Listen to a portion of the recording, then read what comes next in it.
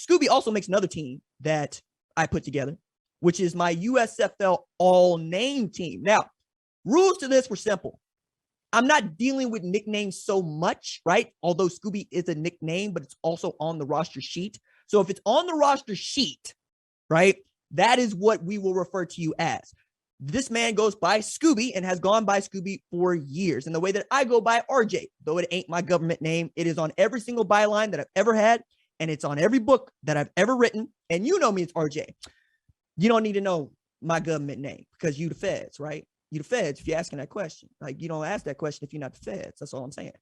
So let's start with a few names on my all-name team. And you can read the full list at foxsports.com or on the Fox Sports app. Again, spent a lot of time on it, and it is my favorite story that I've written so far about this league because it's not just the names, it's the stories behind the names. So at number one, obviously, is Scooby Wright. And if you listen to the show, and you have, you know where his name came from. So I won't spend a whole lot of time there except to say Scooby Snacks, Scooby Sacks. See how, you need the end. And look, headline writers everywhere love that man plays linebacker and is a tackling machine. The next name on the list is Maurice Alexander's nickname, right? Which is Hard Time. Breaking my own rule here because this story is very cool. So Maurice Alexander shows out in Philadelphia Stars' first win. He also was a late addition to the Stars, late addition to the USFL. He signed late on day 2 of the USFL draft. Bart Andrus slowed down the draft, right? Basically stalled.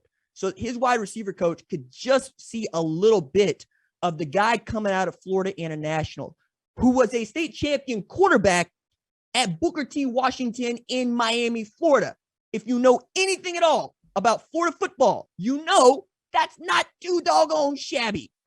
Shows up at FIU and becomes a wide receiver. Going in the USFL, they draft him based on basically 6 plays. And he comes with this Twitter handle and this nickname of Hard Time. So naturally, as a journalist, I'm asking the question of, yo, man, why do you get the nickname Hard Time as opposed to assuming that it's because he gives defensive backs a hard time? No. This man's mama and grandmama gave him this nickname. So when he was being born, his mother's in labor with him for the better part of 8 hours. And she had to have an emergency C-section because his umbilical cord was around his throat, strangling him. Doctors needed to rescue he and his mama. When he was born, his grandmother said, we're going to call him Hard Time, which is to say, yo, man, this child is going to have a hard time getting through life because somebody did not want him to be here, and he defied those odds anyway. My grandmommy was born on Saturday. She was called Saturday's Child. If you know that nursery rhyme poem, it denotes the same thing. You work hard on Saturday. And what do? I work hard on Saturday. I can empathize with a person who goes by hard time because he's had a hard time. So when you see Maurice Alexander running routes for the Philadelphia Stars, perhaps you will send one up for him too, because this man has been working his behind off to play professional football. Next player on the list is one I got to tell on myself about. So we have Michael Scott. All right. So I'm at lunch in Birmingham covering the games, and I'm sitting with a couple of friends, and I said, I'm putting together a list of all name candidates for the USFL.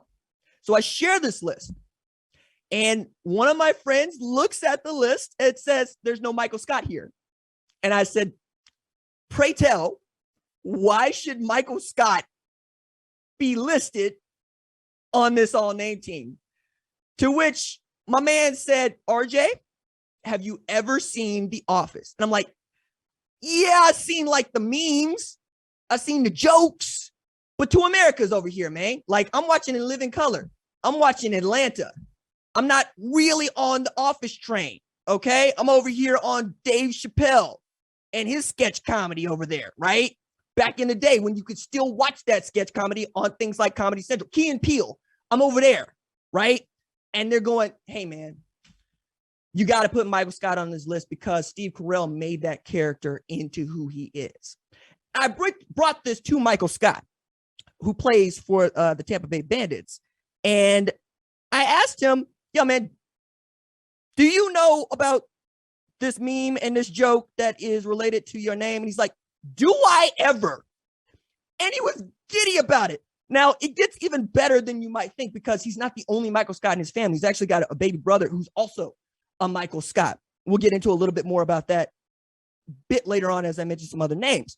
But he also was kind enough to give me his favorite Michael Scott quotes because he's seen the series and he's watched it at least twice. That's what she said, which I did not know was a Michael Scott quote. But you know what? Seeing as I used that joke, fine, whatever. He said, they said, it worked for whomever wants to do it. Number 2 on the list. Hey, Michael Scott. Hey, Michael Scott. What you gonna do when your dreams come true? Apparently, this is a song, and I went to go look it up, and his friends sing it back to him, and he gets a really big kick out of it. And then his last and favorite quote from The Office related to Michael Scott is, I would not miss it for the world, but if something came up, I definitely wouldn't go.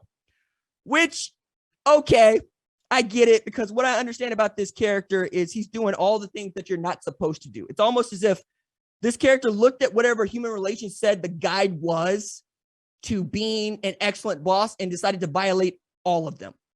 My favorite joke that I saw that I didn't know came from The Office itself, but I knew came from him, was the whole quote that is attributed to Wayne Gretzky that he attributed to himself.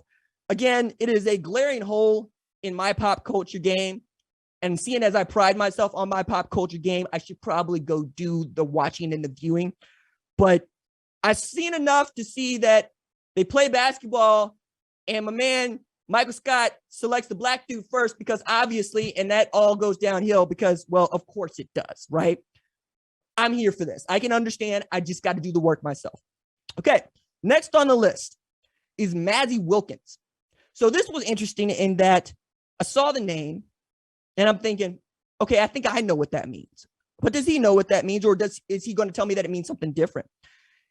So I asked Mazzy, who named you? Which is the name that which is not a name, which is a thing that I've asked many of the players that are on this list.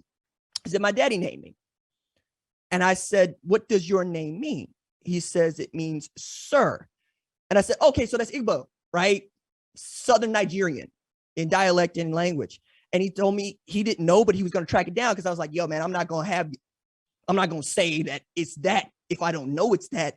And I'm not going to have your daddy coming to get me because I wrote the wrong thing on foxsports.com. Just not going to go out like that. So he did me the favor of going to find out, yeah, it is Igbo. And it does mean sir, which is kind of interesting, right? Because it gets back to this discourse that comes back to post-antebellum in the Civil War, in that Black folks who had gained their freedom went about renaming themselves in many instances. It's one of the reasons that you might see a freeman walking around, right? Or you might see a player or a man named like Captain Merlin, right? Playing the NFL. You might see they call me sir, right? You might see a major, because the idea, you'll see a prince, a king, a queen. The idea here being that respect is going to be built into your government name so that nobody gets to talk down to you. To further outline this, you'll know that James H. Meredith was the first Black man to go to the University of Mississippi. But what many folks don't know is that his daddy, Cap, named him J.H. Meredith. The idea being here that you give this man the initials, nobody gets to talk down to him by calling him by his first name. Back at a time when you didn't do that in polite company, you call somebody Mr. whatever their last name was, right? And to more or less talk down to these men, they would call them by their first names. Here in Tulsa, we had John Baptist Stratford, who was J.B. Stratford. You called him Mr. Stratford. So you would start building in these ways in which your children would not be talked down to. So you name them JH, which is to say that James H. Meredith need to pick James out so that they could put it on his enrollment form to go to the University of Mississippi because JH wasn't going to cut it. I kind of love that as a story. All right. So in there kind of falls in line, Madsey Wilkins, with Micah Abernathy.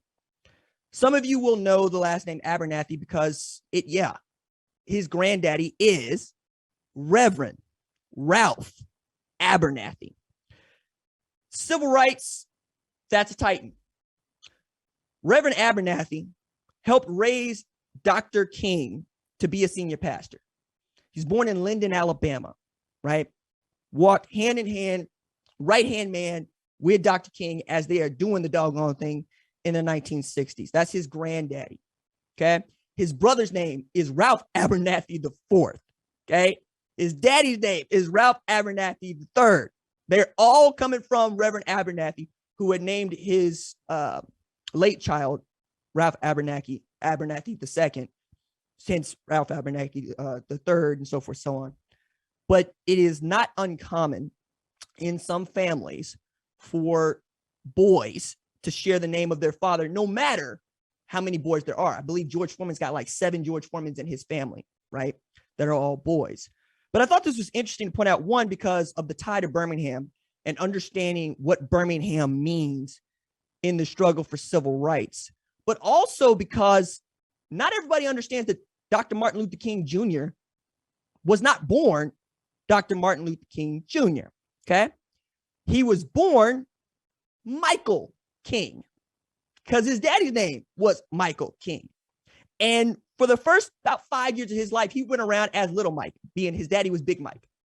Big Mike took a trip to Europe, around the world, learned about Martin Luther, came back, told the Atlanta Daily World, I'm changing my name. My name is no longer Mike. It is Martin Luther King, and my son's name is now Martin Luther King Jr. One of my favorite stories, because you got a child that had been going by Mike or Little Mike, who all of a sudden is Martin, okay? It's also cool because he didn't really take to it until he was much older. And you got to understand about Dr. King, he's a singular figure, which you'll know, but the man graduated high school at 15, graduated Morehouse at 19, got his PhD at 26, and then did what he did before he turned 40. Keep it 100 when you talk about Dr. King. But I also found it interesting that, you know what, if your daddy want to change your name, he can change your name, but that's who you're going to be. Shout out again to my grandmommy, who was contemporaries with Dr. King and just would simply call him Martin when she referred talking to him. And I'd be like, grandmommy, don't nobody else do that. She's like, well, I knew him, just like I knew Andy, Andrew Young. Come on, man. My grandmommy, jewel of my family. But in learning these stories about these dudes, just these 5, I feel that I've gotten better about understanding this league and just what kind of players play in it. And that behind every name, even the nicknames, there is probably a really doggone important and good story. So please go check out the story that I wrote. It's about 2,100 words about these players and their names. Woody Brandum's in there. He's named after a Cheers character. He also is like a resemblance to Rob Gronkowski, and on it goes. Like, I got so many good stories out of these guys, and they were all gracious in telling me. Like the one about Pro Wells, go check that out. That's remarkable. And he didn't even make it into the show. Thanks for watching this video. And remember, hit that subscribe button so you don't miss any other videos on the #1 ranked show YouTube channel.